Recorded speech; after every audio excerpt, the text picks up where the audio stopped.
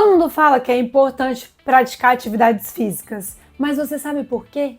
Você sabe qual é o exercício mais indicado para você? Eu sou a doutora Bruna Couvre, médica especialista em longevidade, e eu te ensino a ficar jovem, saudável e magra. Então, já curte esse vídeo, se inscreve aqui no canal e ativa o sininho para você receber os conteúdos em primeira mão assim que eles saírem aqui no canal.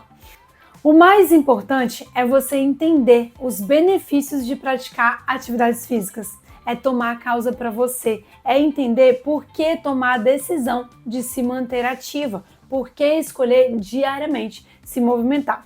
A prática de atividades físicas prepara seu sistema cardiovascular, seus vasos sanguíneos, o coração, te dá performance de funcionamento vascular, melhora a sua resistência, disposição, vitalidade e jovialidade. Durante os exercícios físicos, são liberados hormônios como serotonina, adrenalina, dopamina, que são conhecidos como hormônios do bem-estar, da alegria, da satisfação.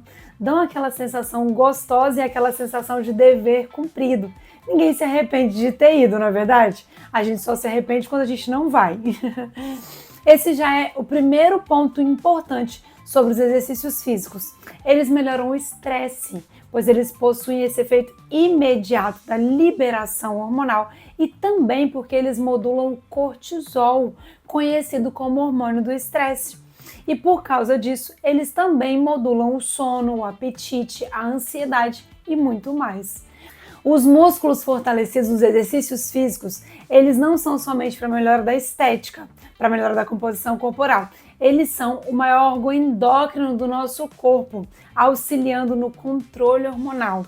Aumentam a sensibilidade à insulina, ou seja, facilitam o seu processo de emagrecimento e por isso também melhoram a densidade óssea, a saúde dos seus ossos e a sua imunidade. Também atuam no metabolismo e queima de gorduras.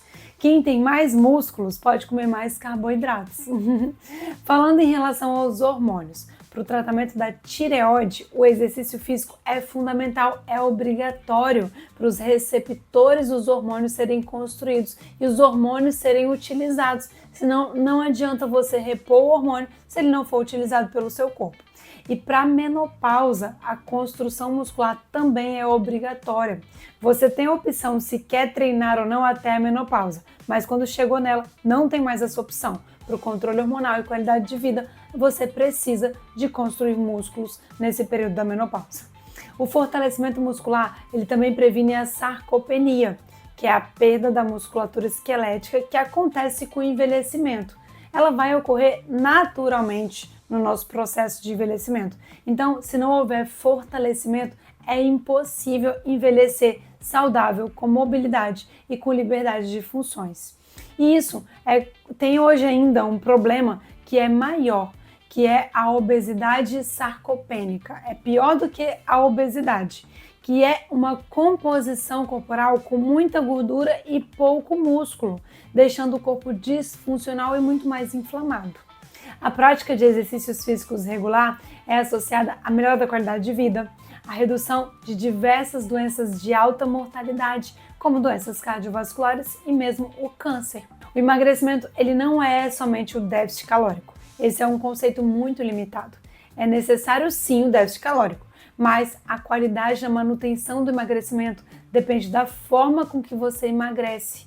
Você consegue emagrecer comendo errado e sem se exercitar, porém com grande perda muscular e sem o estímulo do seu metabolismo, levando ao tão temido efeito sanfona de emagrece e engorda ou aquele platô, aquela estagnação do peso.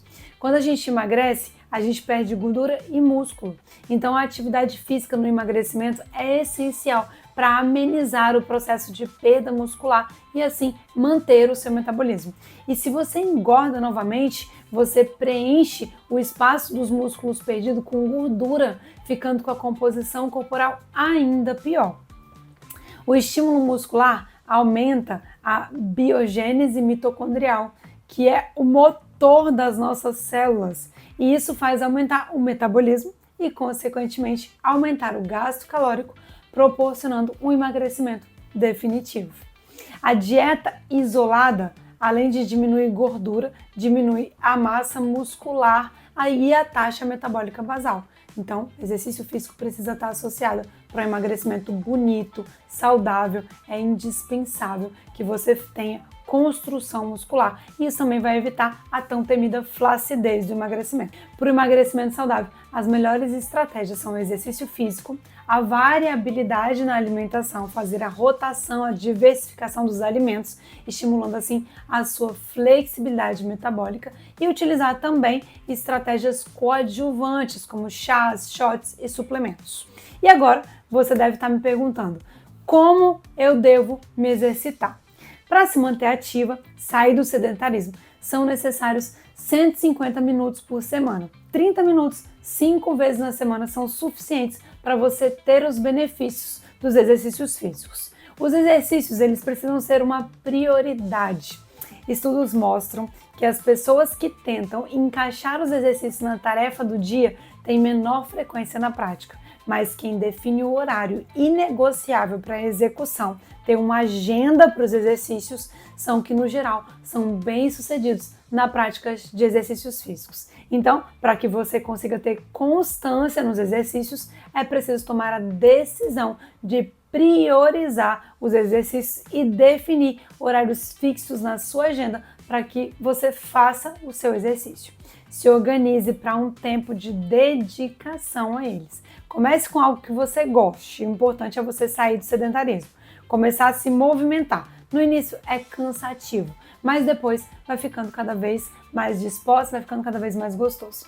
Depois que estiver com a rotina de exercícios, priorize exercícios aeróbicos e exercícios de fortalecimento muscular. Associando os dois vai te trazer benefícios cardiovasculares e de construção muscular. Por exemplo, faz uma musculação e uma caminhada, faz um funcional e uma musculação, faz uma dança e a musculação.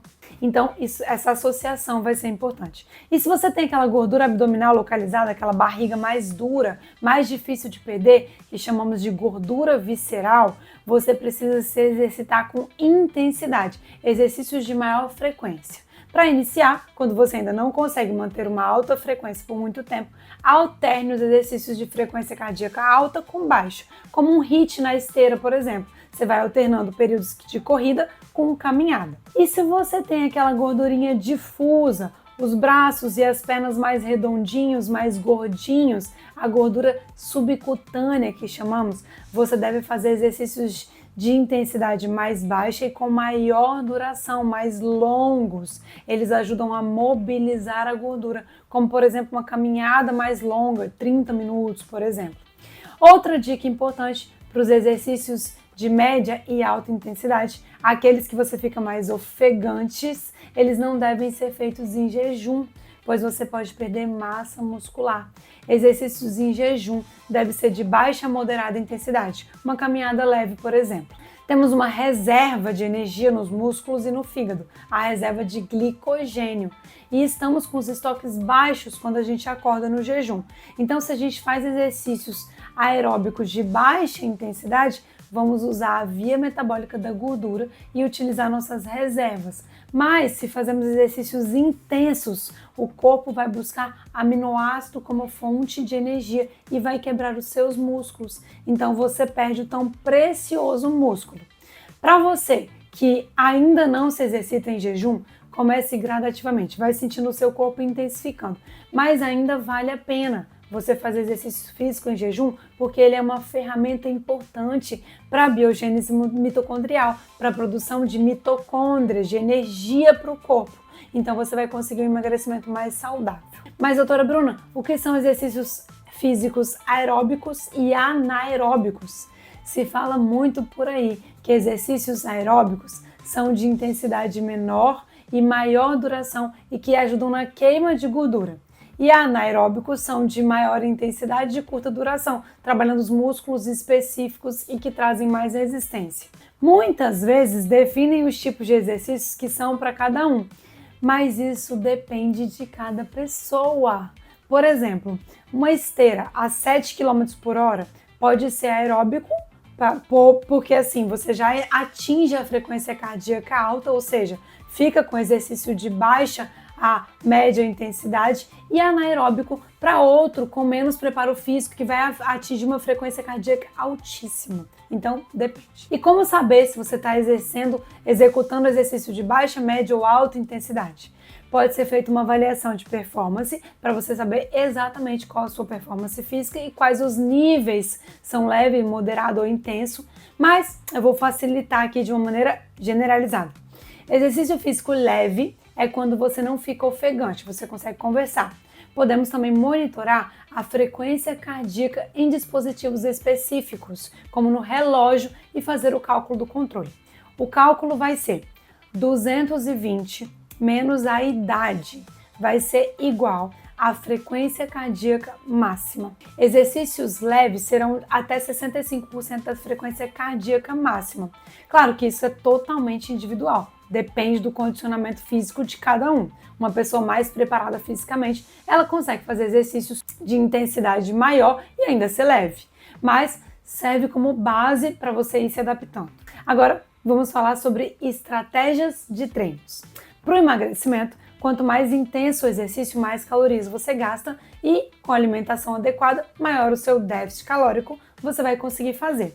Agora, atenção, que o maior consumo de energia do seu corpo acontece pelo seu metabolismo basal.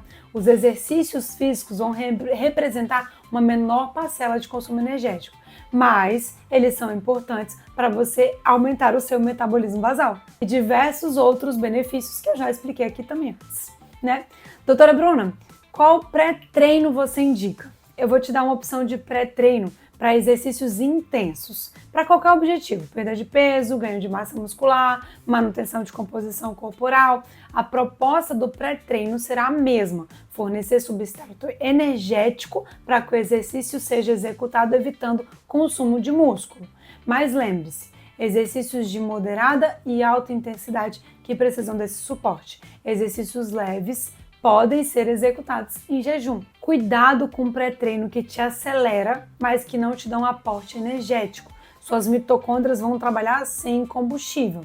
Pré-treino que podem ser utilizados principalmente no final do dia e que você não comeu nada nas 2 horas anteriores são a palatinose e derribose. São carboidratos que vão fornecer energia rápida para você não entrar em catabolismo, queima de músculo. Palatinose de 10 a 20 gramas, dependendo da intensidade do exercício. Quanto mais intenso for o exercício, maior a dose. Se você quiser tomar um whey protein isolado, por exemplo, uns 30 minutos antes do exercício, você pode. Porque 30 minutos antes ele tem uma digestão, uma disponibilização mais lenta.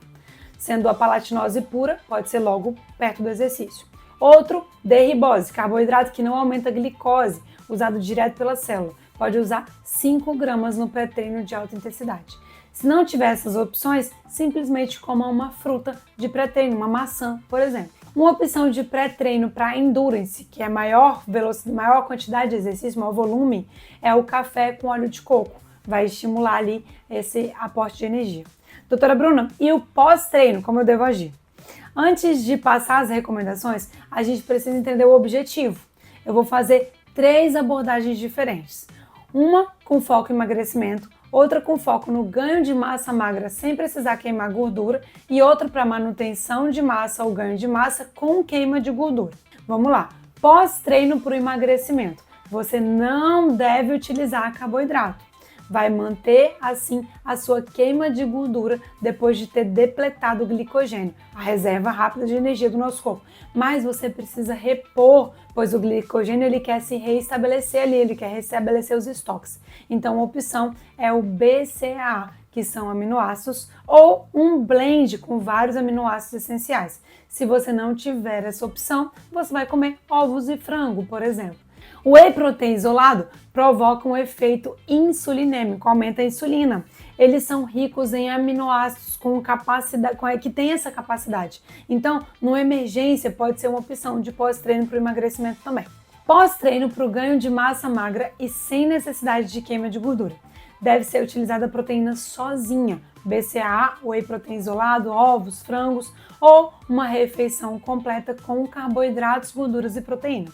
E no pós-treino para manutenção ou ganho de massa magra e queima de gordura, você também pode fazer uma refeição completa com carboidratos, proteínas e gorduras. E qual é o pós-treino universal? Aquele que deve ser utilizado com todos os objetivos? Não precisa necessariamente ser utilizado no pós-treino, mas é a creatina. Você pode utilizar em outro momento do dia também, mas é um suplemento essencial que vai ser energia rápida e que no pós-treino vai ajudar um pouco na performance da construção muscular. Todos podem utilizar, a indicação é de 3 a 5 gramas por dia, que deve ser utilizado diariamente, mesmo nos dias que você não treinar. Uau! Muito bom esse entendimento da importância dos treinos e a melhor estratégia individual para você, não é verdade? Eu tenho certeza que agora faz mais sentido a motivação para você se manter ativa, porque motivação é motivo para a ação, não é a empolgação de você fazer exercício físico naquele dia, mas os motivos que fazem você escolher o exercício físico. E se você gostou desse vídeo, encaminha para aquela amiga querida que vai amar entender de verdade sobre esse assunto. E se fez sentido para você, fica de olho aqui no próximo vídeo do canal do YouTube, que eu vou falar sobre sono de qualidade e controle do estresse, que também são essenciais para o ganho de massa muscular. Te vejo no próximo vídeo.